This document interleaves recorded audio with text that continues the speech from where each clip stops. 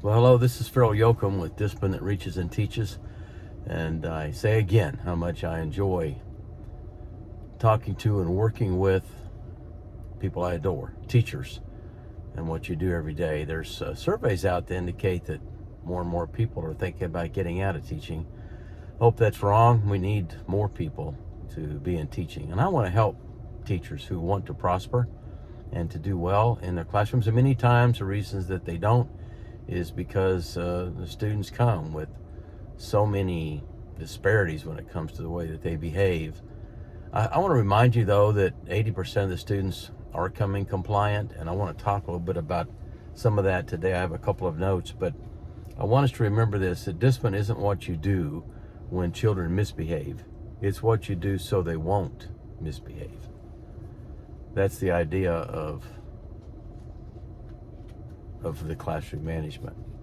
So we're going to talk about compliance today because compliance is necessary. And remember that compliance is what always precedes cooperation. Your children are not going to cooperate well together with you in whatever it is you're trying to get done unless there's compliance. And it's a word we don't use a lot, but you need to remember that compliance is an expectation in order for your classroom to go well. What do we mean by that? You have to hold them accountable.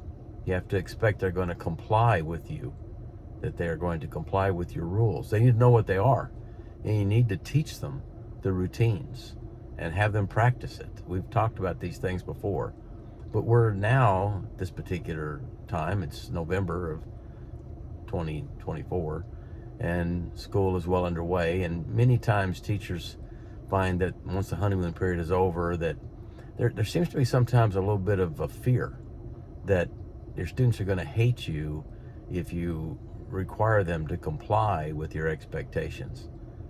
It's quite the opposite. They will not hate you, they will love you for it. And whenever you're dealing with a student and you feel like you want to give them a break because of their misbehavior, I'm not saying you can never do that, but you have to be very careful about it, and you can't do it repeatedly because the other students are watching you and your reputation is being sustained day by day. A reputation of either being a wise ruler in your classroom or of someone that the subjects of your realm can just run over. And we've talked about that before as well, that you have to be a wise and winsome ruling monarch in your room, the person in charge, the dictator. It's not a democracy.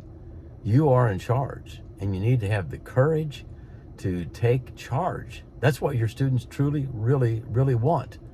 They won't probably tell you that.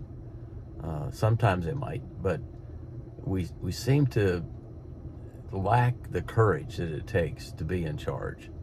And you've got to lead confidently, that you know what you're doing. You're the professional. You were hired to be the calm, cool, confident professional, and that you have to be consistent. We talked about these C's before in leadership, being consistent in what you do.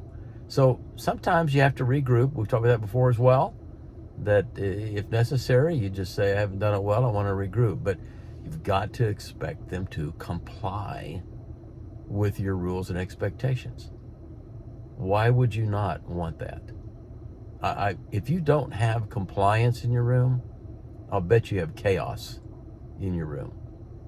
And you're going to be someone that isn't getting the teaching done, because kids will not thrive and will not do well in an environment in which you are not in charge.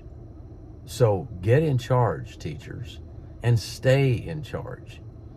And ask for the wisdom that comes from above into how to do that. It takes wisdom.